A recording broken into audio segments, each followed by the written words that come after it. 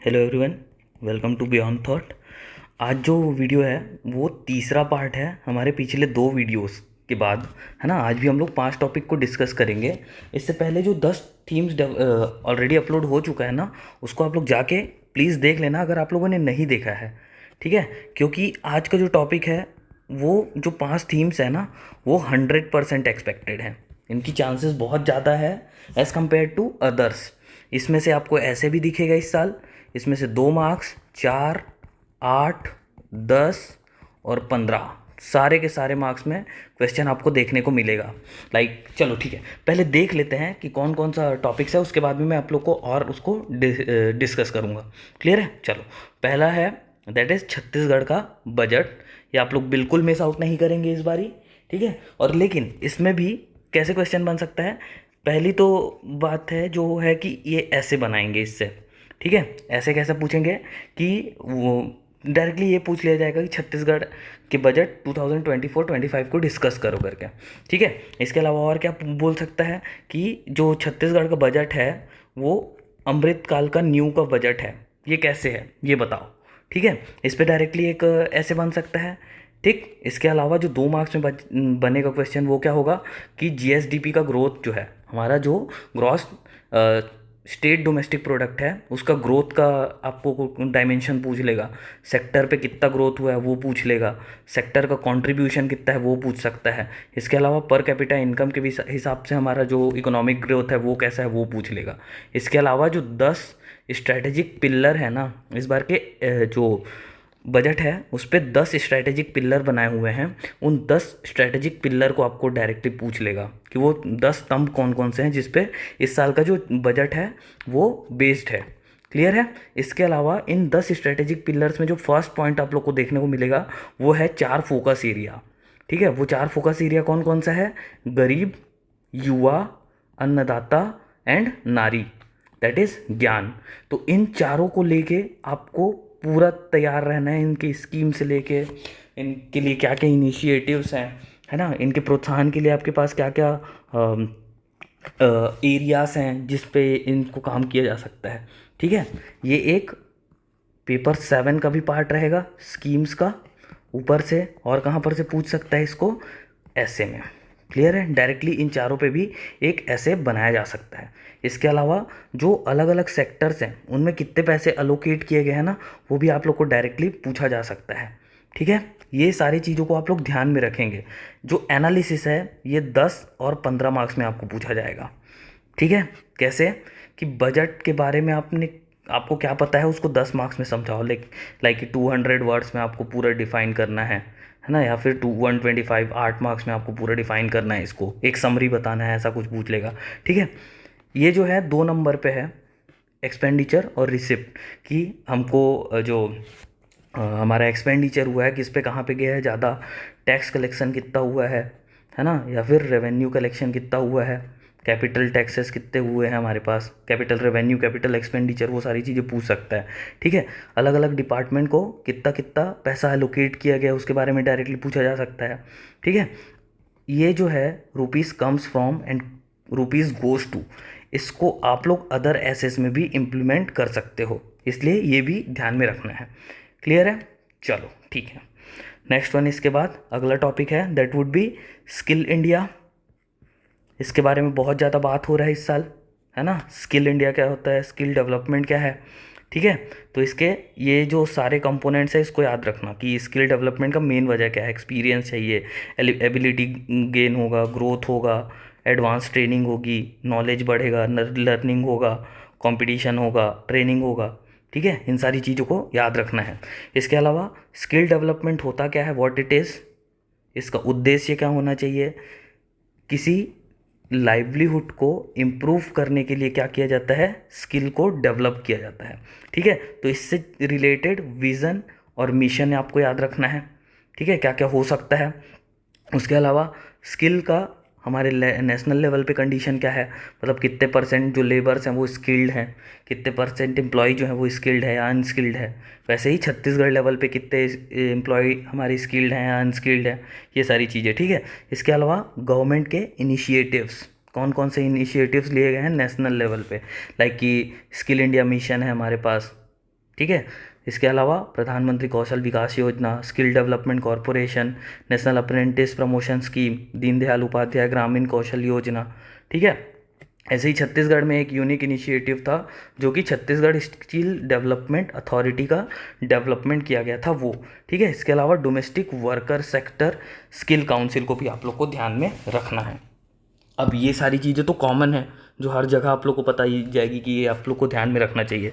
Additional क्या है, अब जो है हम लोग इमर्जिंग टेक्नोलॉजी पे ज़्यादा डिपेंडेंट हैं, है ना।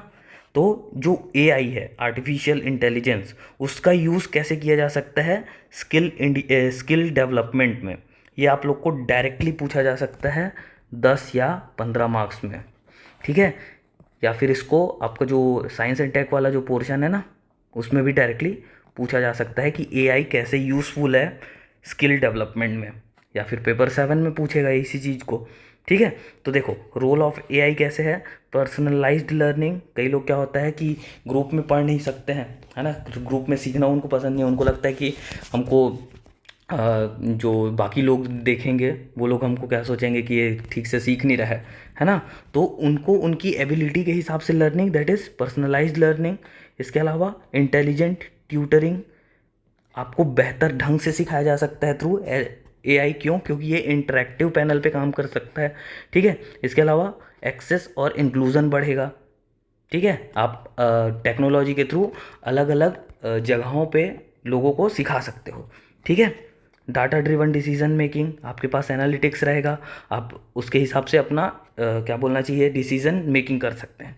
क्लियर है। Career guidance and job matching, government and industry का कोलैबोरेशन हो सकता है।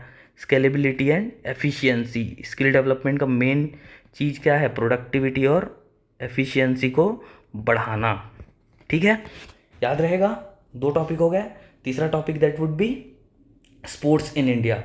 देखो यहाँ पे ना मैं 2 स्पोर्ट्स को ज़्यादा फोकस कर रहा हूँ, क्रिकेट एंड हॉकी, ठीक है। इसमें भी क्रिकेट को लेके अगर आपको पर्सनालिटी दिखेगा ना, तो आपको मोस्टली 2 पर्सनालिटी दिखेंगे, that would be MS Dhoni और कपिल देव। इसके पीछे वजह है ना। क्या है वो वजह, कि दोनों के दोनों वर्ल्ड कप विनर हैं। वर्ल्ड कप विनर के साथ साथ क्या है, ये लोग इंडियन कैप्टन भी थे, ऊपर से दोनों रिटायर हो चुके हैं, ठीक है। पेपर 7 वाला जो सेक्शन है आप लोगों ने देखा होगा अगर मेरा, तो उसमें आप लोग को बताया गया था कि ये 2 जो पर्सनालिटी है ये टिपिकली पूछा जा सकता है, क्योंकि इससे पहले जब क्रिकेट के पर्सनालिटीज़ पे पूछा गया था तो वो कौन कौन से थे, सचिन तेंदुलकर, सुनील गावस्कर एंड मिथाली राज। क्लियर है, याद रहेगा। तो आप लोग अभी इन दोनों को भी फोकस करेंगे।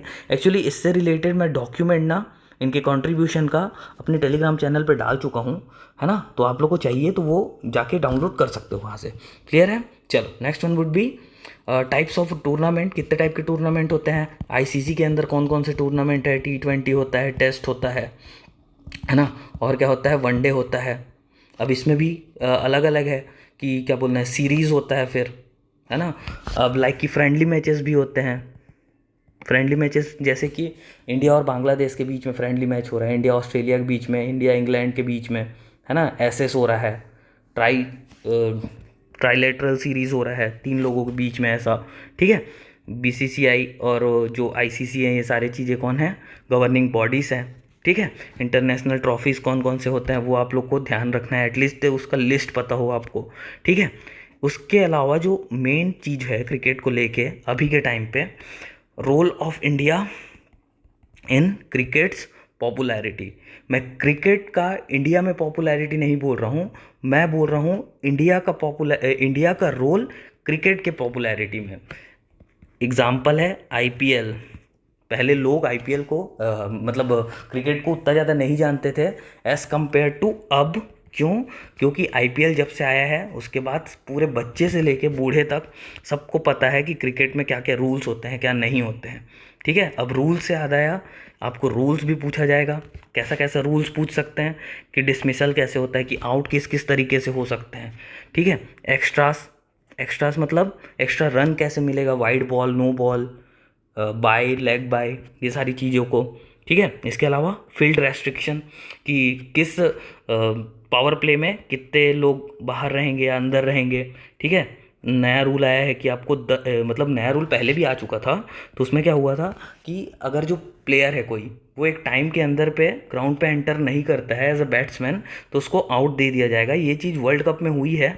तो हो सकता है कि आप लोग को इसको डायरेक्टली अभी पूछ लिया जाए कि किसको वो आउट दिया गया था, या फिर वो कौन सा रूल था जिसकी वजह से, फील्ड रेस्ट्रिक्शंस की वजह से उस प्लेयर को आउट किया गया था। क्लियर है, याद रहेगा। इसके अलावा जो दूसरा स्पोर्ट्स है that would be hockey. Hockey इसलिए क्योंकि मेजर ध्यानचंद, सबके सब जानते हैं इनको, है ना। मेजर ध्यानचंद कौन है उनको, ठीक है, इनके नाम पे खेल रत्न अवार्ड को कर दिया गया है। ठीक है, खेल रत्न अवार्ड पहले राजीव गांधी जी के नाम पे था, लेकिन अब किसके नाम पे है, मेजर ध्यानचंद के नाम पे। ठीक है, तो इन पर्टिकुलर प्लेयर को आपको याद रखना है, क्योंकि इनसे भी डायरेक्टली क्वेश्चन बन सकता है। ऊपर से ये 3 बार ओलंपिक के गोल्ड मेडलिस्ट हैं। ठीक है, रिप्रेजेंट किया है इन्होंने। ठीक है, एक चीज़ और मैं बताना चाहूँगा, देखो यहाँ पे ना पर्सनैलिटीज़ में उधम सिंह के बारे में भी है। ये उधम सिंह वो नहीं है जो शहीद हो गए थे, है ना, जिसका आप लोगों ने मूवी देखा है विक्की कौशल वाला, वो नहीं है। ये एक पर्टिकुलर अलग प्लेयर हैं हॉकी के, है ना, जिन्होंने मेडल दिलाया है। ठीक है, रानी रामपाल को याद रखेंगे आप लोग, मेजर ध्यानचंद और उधम सिंह, ये 3 पर्सनालिटीज़ को भूलना नहीं है।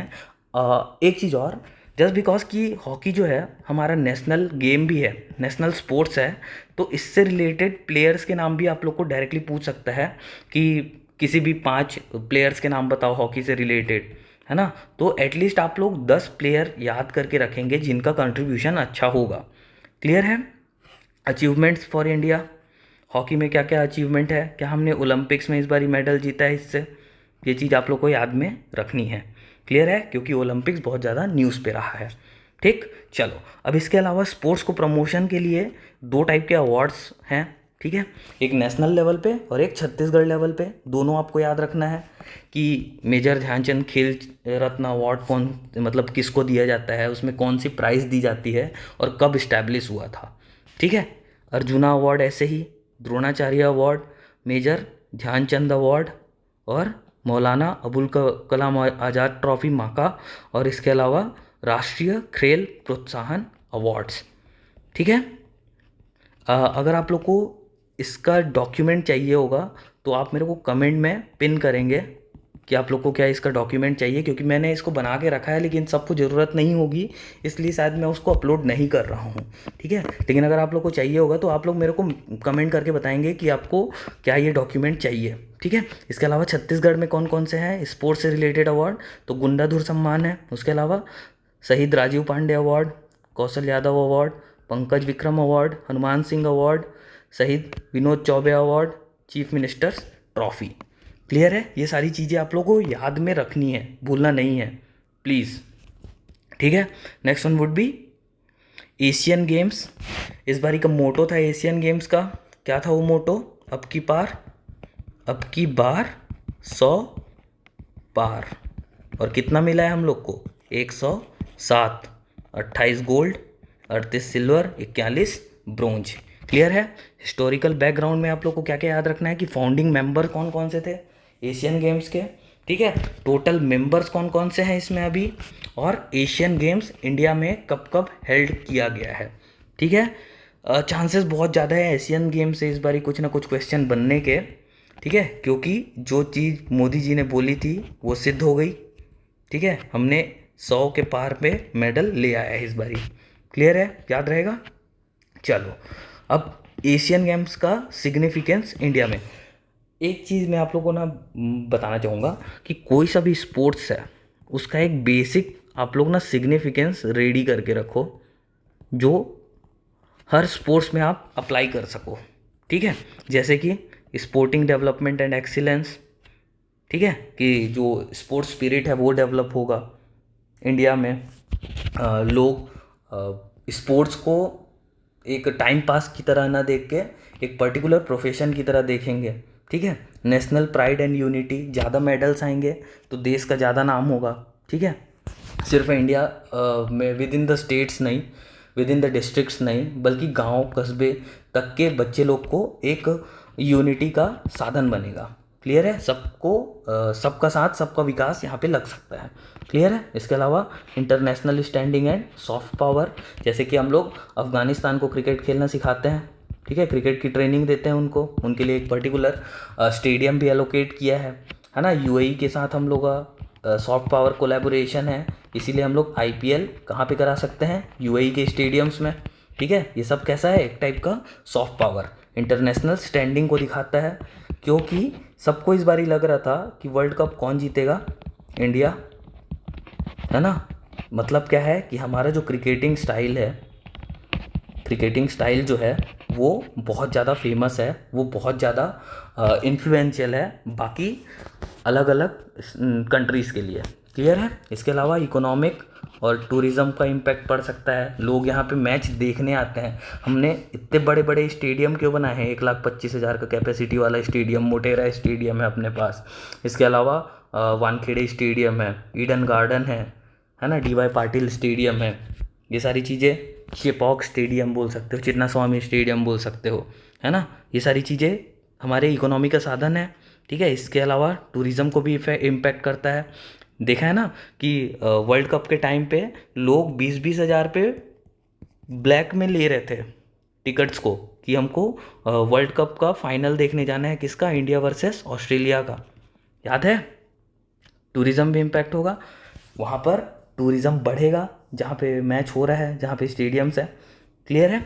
इसके अलावा promotion to lesser known sports, अगर स्पोर्ट्स को बढ़ावा दिया जाएगा ना, एशियन गेम्स पे जो जितने सारे स्पोर्ट्स हैं उनको और ज़्यादा प्रमोट किया जाए, तो वो भी एक नेशनल ग्रेटर लेवल पे स्पोर्ट्स को प्रमोट कर सकता है। क्लियर है? ज़्यादा मेडल जीतेंगे तब तो लोगों को पता चलेगा कि भैया क्रिकेट के अलावा भी बहुत सारे क्या है, स्पोर्ट्स हैं हमारे पास, जिनको भी हमको एज एन अपॉर्चुनिटी लेके चलना चाहिए। क्लियर है? याद रहेगा। Next topic would be governance in Chhattisgarh. क्यों गवर्नेंस इन छत्तीसगढ़? सीएम का सुशासन, सुना है क्या? सीएम का सुशासन, है ना। इसकी वजह से ये वाला टॉपिक मैंने रखा है। गुड गवर्नेंस का कंपोनेंट कौन कौन सा है? 7S मॉडल याद रखेंगे आप लोग, ठीक है। इसके अलावा ई गवर्नेंस के लिए क्या क्या हमने इनिशिएटिव रेडी की हुई है, ठीक है। जो सबसे ज़्यादा ज़रूरी है वो है role of ICT in good governance. ICT का मतलब information and communication technology. Clear है? ये आपको याद रखना है। इसके लिए मैंने आप लोग को ऑलरेडी इतने सारे पॉइंट्स दे दिए हैं, बस आप लोग को ना इसको जाके पुट अप कर देना है, अगर इस पर डायरेक्टली क्वेश्चन पूछा गया 8 मार्क्स में या फिर 15 मार्क्स में तो, ठीक है। Access to information and service, access मिलेगा मतलब डिसीजन मेकिंग जो है वो बढ़ेगी, ठीक है। इसके अलावा ट्रांसपेरेंसी और अकाउंटेबिलिटी भी बढ़ेगी, ठीक है। पारदर्शिता बढ़ेगी, अकाउंटेबिलिटी मतलब कौन इसका जिम्मेदार है वो भी बढ़ेगा। सिटीज़न इंगेजमेंट और पार्टिसिपेशन बढ़ेगा, ठीक है। गवर्नेंस मॉडल पे हमको पता रहेगा कि कौन कहाँ पे गलती कर रहा है और हम सरकार को बदल सकते हैं। लाइक कि there is big loophole in previous government, है ना, प्रीवियस कांग्रेस के गवर्नमेंट में कुछ प्रॉब्लम क्रिएट हुई, जिसकी वजह जो पता चला थ्रू इन्फॉर्मेशन, हमको दिखा कि ट्रांसपेरेंसी और अकाउंटेबिलिटी कोई ले नहीं रहा है, हमने क्या किया? सरकारें बदल दी, ठीक है। सेम चीज़ सेंटर पे भी हो सकता है, सेम चीज़ सेंटर पे हुआ भी है ना। क्लियर है? Efficiency in public service delivery, आप अच्छे से अपने सेवाओं को पहुंचा सकते हैं किनके तक? सिटीजन्स तक। इसके अलावा इन्हांस्ड डिसीजन मेकिंग जो पहले मैं बात कर चुका हूँ, ठीक है। Improved law enforcement and public safety, क्यों? क्योंकि आपको पता रहेगा कहाँ पे गलती हो रही है, तो आपकी सुरक्षा बढ़ी रहेगी। क्लियर है? इसके अलावा capacity building and training, environmental sustainability and financial management. Try करना है कि आप कोई सा भी टॉपिक उठाओ, कोई सा भी, है ना, किसी भी पेपर से, कोई सा भी पार्ट से आपको ये वाला जो पर्टिकुलर चीज़ है, इन सब चीज़ों पे बात करना है। लाइक कि इन्वायरमेंट, सस्टेनेबिलिटी, पॉलिटिकल और इकोनॉमिक इंक्लूज़न, ठीक है। सबका साथ सबका विकास, हमारा जो घर है, मतलब जो इंडिया है, उसका एक अभी मेन मोटो चल रहा है, दैट इज़ वसुधैव कुटुंबकम। सुना है ना? ये सारा वर्ड आप लोग यूज़ करेंगे तो आप लोग को नहीं नहीं में बाकियों से एटलीस्ट 1 नंबर तो ज़्यादा मिलेगा, इसकी गारंटी मेरी है। क्लियर है? इसके अलावा गवर्नेंस में 2 अप्रोच है, एक है बॉटम अप ऊपर से, या फिर बॉटम अप दैट इज़ नीचे से ग्रास रूट लेवल से, या फिर टॉप डाउन ऊपर से। ठीक है, ऊपर से नीचे। लाइक अगर ऊपर सेंटर से कोई सा डिसीजन मेकिंग हो रहा है तो वो कहाँ तक जाए, ग्राम सभा तक, that is top down approach. और बॉटम अप की जो ग्राम सभा में कुछ डिसीजन लिया गया है उसका इम्पैक्ट कहाँ तक देखने को मिले, सेंट्रल लेवल पे। क्लियर है? ऊपर में कैबिनेट सेक्रेटरी, नीचे में एसडीएम। ठीक, याद रहेगा? पक्का? चलो ठीक है, अगला 5 टॉपिक फिर से लेके आऊँगा। तब तक अगर आप लोगों ने चैनल को सब्सक्राइब नहीं किया है तो प्लीज़ सब्सक्राइब कर दें। ठीक है, आप लोग को ऐसे ही यूज़फुल इन्फॉर्मेशन यहाँ पे मिलते रहेंगे। ठीक है, जो भी डॉक्यूमेंट है वो सारे टेलीग्राम चैनल पे ऐड होते हैं, तो आप लोग टेलीग्राम चैनल को भी ज्वाइन कर ले, जहाँ पर से आप लोग को इससे रिलेटेड पूरा डॉक्यूमेंट मिल जाए। थैंक यू वेरी मच, मिलते हैं नेक्स्ट लेक्चर पे।